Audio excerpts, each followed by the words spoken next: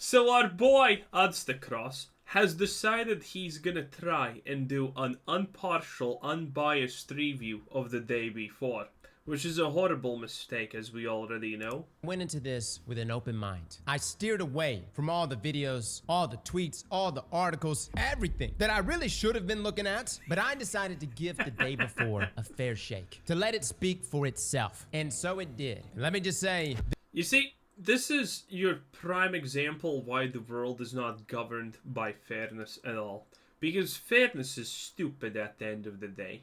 this may be the worst game I have ever played. Now, here's the thing. Wow. It's gonna get announced, right? Because technically, it's still in early access. But you have to pay $40 to have this experience. Do you see this nonsense you're looking at? This was my day one experience. Now, before you jump up and say, well, Cross, that was just day one. Surely it got better by day two. No, it actually got worse. This was after a patch went out. Like, I don't even know what the hell happened. A really cool bug is that sometimes when you log back in, all of your inventory and storage would be gone. Like, that's it. And you're probably wondering, well, what do you... Wait, did they try to fix the bug that allowed you to dupe things? Because there was a bug that allowed you to dupe things, and it was so commonplace that people accidentally did it. Wow. Do then? You literally restart the game. Like, you start a new character, go through the tutorial all over again, and hope that your inventory won't bug out. And you gotta understand why this is such a big deal. The day before was one of the most wish-listed game on Steam in 2023. There were next to Hades too. Oh my god. Dude. Sad.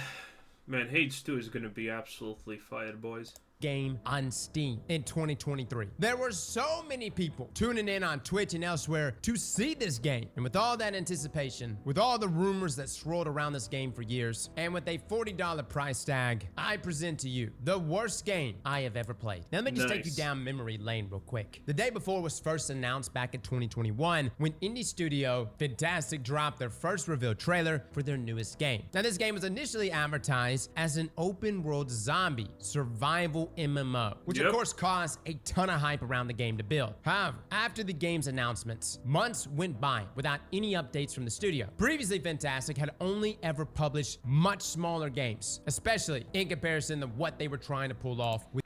And all of those games were blatant cash ripoffs that did not get updated and essentially were just milking up opportunities. And now they finally got it good with the day before. I swear, the amount of hope that some people have for a zombie survival open MMORPG style of game is just off the roof. Seriously. With the day before. Those games being Prom Nights, The Wild 8, and Radiant 1. Now this of course caused a lot of speculation. Some folks came out and said that the announcement trailer was in fact target rendered rather than actual real-time gameplay within the game's. Yes.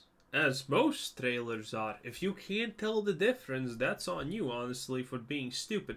Because again, I'm not gonna defend in any way the day before, obviously. But man, if you're gonna be this much copium, if you watch the day before trailer in any meaningful capacity, with not your eyes closed essentially, then you would have been able to see that this is going to be a ginormous cash grab and it's just complete. It's a bunch of lies, essentially. That this is not going to be even close to anything in the trailers. It's going to be absolute trash and everyone should know about it. Hey, if you couldn't see that from the trailer, that's on you, honestly, okay? Now, that doesn't mean that they still have the right to actually cheat you like that, but, you know, a little bit of personal accountability goes a long way, because you did not need a lot of brain power, personal accountability, or even do a slight bit of research before buying this game to understand that this is not it.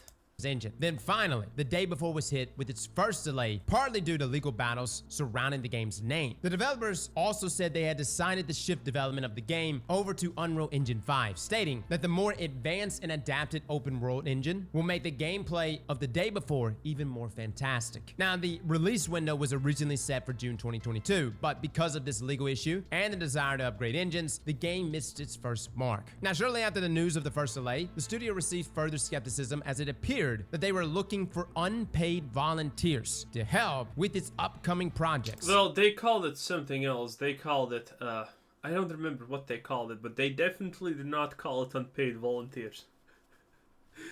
Well, what did they call it? It was pretty funny. Like, inspiring testers or something like that. It was pretty funny. Unpaid volunteers. Now, these positions range from translating to community moderating with the promise of participation certificates and free codes. Now, sometime after November 10th rolled around and the game was hit with yet another delay, the studio announced that they would be pushing back the early access of the game to December 7th. They followed this decision with a statement saying a full version release will happen when we are certain this is the best version of the game possible, and we believe that player feedback and involvement will greatly Strong words. Too bad they were not true words. Contribute to achieving this. The next-gen console version will also come with the full release. Now, currently, the game is only present on Steam for $40. Again, this is the early access version, with the full game release being $50 when it finally does come out, if it comes out, which I would be very surprised if it does. Now, I'm gonna preface this by saying that we've played multiple games, whether it's in beta, early access, alpha builds, pre-alpha builds. I've literally been in development studios and played developer builds of games, which, as you know, can be pretty janky. The day before is beyond anything I have ever experienced. First up, let's address what they try to pitch this game as being: an open world zombie survival MMO. What is this game actually? It's an extraction shooter. That's literally what it is, guys. It's an extraction shooter. Yeah, a lot of people complain about this, but I mean, it can be both of these things at the same time. Again, I literally don't care what you call your game. Is it an FPS? Yes, it's an FPS, but it's from a top-down perspective. Well, I mean, yeah. Again, these names mean nothing. FPS, RTS. You can probably have an FPS, RTS at the same time also. Extraction shooter, role-play game. What's the difference? You know what League of Legends and Dota is? That's right. They're also MMOs, so magically. How these names mean nothing. With the occasional zombie. Now, here's the thing. Extraction shooters are obviously getting more and more popular. There is a market for it. You've got Tarkov. You got Bungie making Marathon, Hunt Showdown. The list goes on. Now, I'm going to also say that I'm not necessarily that familiar with I haven't even heard about the last one. Huh. Action shooters are not really my thing, but I love the idea of it, right? You go out there in the world, you face dangers, whether it's against other players or against enemy AI, you loot things, you get the best gear possible, you try not to get too greedy, and then you extract. You take that gear back, you then customize your loadouts even further, you optimize yourself even more, and then you go out into the world to do it all over. Here's the problem. There is nothing in this world. This city being New Fortune City, which is supposed to have danger lurking around every corner, was completely empty. For blocks, I would literally just be running, looking for somebody. And actually, when I saw a zombie, I would be happy. It's like, oh my God, a person. I would then proceed to gun the zombie down, which, as you see here, server quality is... The zombies are so non-threatening, by the way. He should have just kept it as some kind of pet or something. Top notch. Eventually they would die and I would loot them, and they would have an assortment of things that really didn't matter. As threatening as the world is supposed to be, I felt none of that here. And what's so crazy is that the servers I was on were supposed to be slammed, yet I would roam around the city for 20-30 minutes and only find one person. And when I would find that one person, we would fight, and it really just came down to which one of us the servers decided to reward. I literally both of them died. Won a shotgun duel against somebody, which made no sense. He had me. Now I'm pretty sure He turned into a pack? No sense. Oh no, he was just behind a pack, and it was... He was perfectly behind the box, and that's why I thought he turned into a box. Which would be absolutely hilarious for a game this bad, honestly, but you know, that sadly didn't happen. One chance for a good bug, and they don't do it. Shame. Shame. He had me. Now I'm pretty sure I applied some bleed damage and maybe that's it, but let's just be real, guys. The connection quality here is straight up ass. Online chess has better Have you considered buying a new computer? servers than this. I can't stress how frustrating it is that when you finally do find someone to duel against, you don't even know if your shots are landing. I literally had people on my screen who were sprinting while they were still crouched. How the hell are you supposed to hit that guy? You don't know what you're looking at. You could Well, that doesn't really matter now, does it? shoot him in the head, but it's actually body shots, because on their screen, Wait, did he teleport into a basketball? you could shoot him in the head, but Oh no, he just sees through the floor, I think, here. Man, again, this is the quality of the game that we're talking about here. Beautiful. Absolutely majestic. Chef's kiss. Everywhere. It's beautiful. Man, if this thing does not get... Okay, since this is early access, you have like a couple of days to actually ask Steam for a refund. Because we as gamers need to actually start doing this, okay? Ask for refunds. Unfinished shit games? Refund it. Refund it. Do not wait. Refund it. It's trash, it's garbage, it's not getting better. Come on, grow a brain. You know, even if you have only 2 brain cells rubbing together at the speed of light to overcompensate for everything else that that you don't have there, it's fine. It's fine. Don't let them burn out. Just press the refund button. Come on. It's not hard. You don't even need to give them a reason. It's early access. That's enough of a reason for automatic refunding anyway. it's actually body shots, because on their screen, they're standing up. And on your screen, they're still crouched. I can't tell you how many times this happened. This was a reoccurring thing, especially after the most recent patch, which was supposed to fix some of these problems. What's even worse... Okay, the fact that they're actually patching something here, this developer that has never patched anything in their lives, by the way, that means that they're afraid that they're gonna get called a scam on Steam and removed from the store. Because the most trending thing on the subreddit for this thing was report game as scam. Worse is that Fantastic has set up on a loop reoccurring gunshots around you. Now in your mind, you're like, oh my God, I hear gunshots. That must mean people are around me. No, that's just ambient gunshots. That's just to make you feel that there are people around you actively fighting each other or zombies. That's not the case. That's cool in the sense that that's bad and stupid for you, but that's kind of funny for me watching. Nice. Those gunshots are literally just in the game to make you feel like you are in a live world. I cannot express how barren New Fortune City actually is. The city itself is literally deader than the zombies that are supposed to inhabit it. There was like one time when I was inside of a bank where I had like 2-3 zombies rush me. I was like, oh my God, thank God, I'm finally getting some action. Can you imagine Will Smith and I Am Legend running around wishing he would run into zombies? But that's my... Yeah, no, I Am Legend zombies are kind of like super scary and shit. You don't want to run into them. Experience playing the day before. Now, there are looting aspects in the game. You can loot zombies after you kill them. You can loot cars. There's bad loading aspects. You can loot... See, you see this? You need to press F and hold F to loot things. You know what's the funny part? The developers were so lazy. They didn't give they gave so little shits about this situation that you know what they did? You know what they did with this? They made it that you need to hold F to interact with NPCs when buying and selling stuff. Yeah, that's right. You can't even single tap F. You need to hold it like it's some kind of container to open. Crazy.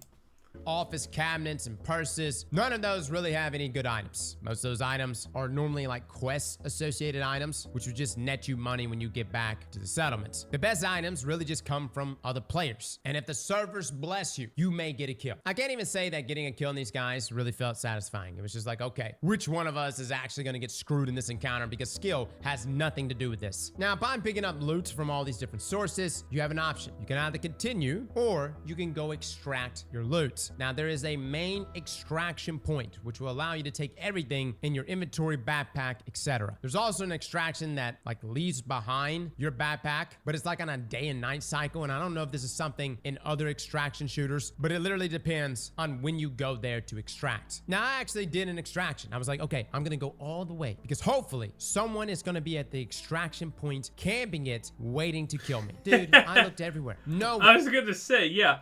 I understood the metaphor for a while was that people are just waiting at extraction points and camping, but it seems like that meta has gone completely out the window considering no one's playing the game long enough to get to an extraction point. Not a single soul. And I wouldn't be harping on this game so much, but the fact that they're trying to come out here and say that it's an open world survival MMO. What? An MMO? How? In what world? In the entirety of New Fortune City, I've seen 2 people and like 4 zombies. Now when you extract your That's massive online multiplayer, baby. 3 people in a single location. Yo, the servers are on fire. stuff, you head back to Woodbury, which is the settlement and the main hub for all of you. And this is where you can go and actually store your stuff in storage. You can buy more ammo. You can add some mods to your weapons. Hopefully you don't get a bug, because there was a time I went back and there was literally nothing in my storage. Literally medkits that I put in storage amongst food and other items. When I came back, they were just gone. Now, some people claim that like logging out and logging back in could fix this issue, but like the last thing you want in an extraction shooter is to lose the items that you went out in the world to get. This was a bug that hit me multiple times. All right, Cross, we get it. You had a terrible experience. Can you at least give us one redeeming quality? Was the gunplay at least good? Was the gun diversity good? Was your starting characters and their different associated builds and classes mean anything? No, it was all pretty. As much as I understand, none of these things even work in the game, by the way. Which is kind of hilarious, obviously, but yeah. None of this works. None of this means anything. Well, to be fair, in better games also, in a lot of cases, like, you know, loot traits and loots and perks can be bugged and no one knows that they're bugged, honestly. It happens. But, you know, here if you expect a single trait to do anything, that's on you, Chief. That's on you. Because you have seen what this is. You know that nothing here is working. Much bad. Like across the board, guys, everything is bad here. Gun diversity is bare bone. Feedback from your weapons, even when you're landing shots on things. Oh, also, by the way, fun fact, you can't jump in this game. So, essentially this means this. If there's a ledge here, and there's a ledge that's slightly, just slightly above it, if there's a drop down, you will not be able to get back on this ledge from this ledge, which is 5 centimeters above the other ledge, because there's no jumping mechanics in this game. And that also can destroy the padding of any zombie that's chasing you. But that's pretty hilarious that you can't even get up a ledge this high if it's not a slope. If it's an actual ledge, you can't do anything because you can't jump, which is hilarious. Was non-existent. There are some really cool weapons that you could purchase, but they're extremely expensive. And I'm sure somebody's gonna grind to get those things. But does it really matter if the person in front of you is lagging all over the place? Whether your gun is souped up or not, if you can't hit your target, it doesn't even matter. Honestly, the shotgun is what I had the most success with. And that's just because it's got some spread. The only thing in this game that I kinda liked was actually 2 things. Number 1, Abby's all right. Like the one redeeming factor at Woodbury. The other one is actually the settlement you get. Which is Abby just has good tits. That's pretty much it. Really interesting. The developers here gave us a settlement that you can go and spec out. You could build a house at. It gives you a lot of different options, with the starting option just being a tent, a dresser, a radio, and a couple other items. But this is like your personal pad, which I thought was cool. Now, I have no idea if I can invite someone to my pad. Again, originally this game was pitched as an MMO, so if I was like spec out this place, what's the point of all of this, though? Make it amazing. Could I invite my friends to come here? I'm not sure. But this was like the one and only thing in the game that I thought was pretty cool. You know why they implemented this, by the way?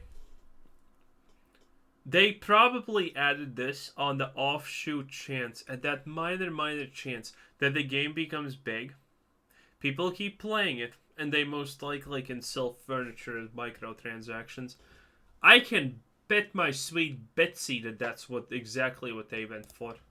Or at least okay. But guys, everything else is as terrible as people speculated. And I hate to say it too, because I really wanted this game to be good. But in its current state, the day before is definitely not. I didn't